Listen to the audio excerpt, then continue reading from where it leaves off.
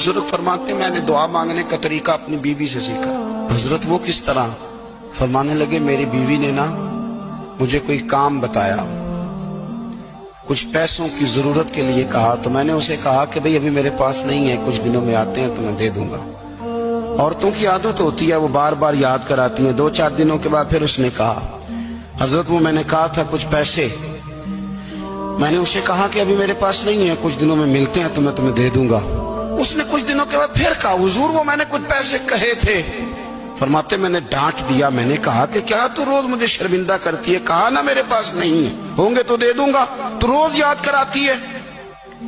फरमाते उसने पहले तो मेरी डांट को सहा, फिर मेरे सख्त जुमलों ने उसकी आंखों में आंसू पैदा कर दिए, फिर उसने अपने आंचल में अपने उस दुख को समेटा और फिर उसने एक जुमला कहा तो मैं रो पड़ा और मुझे अपने रब से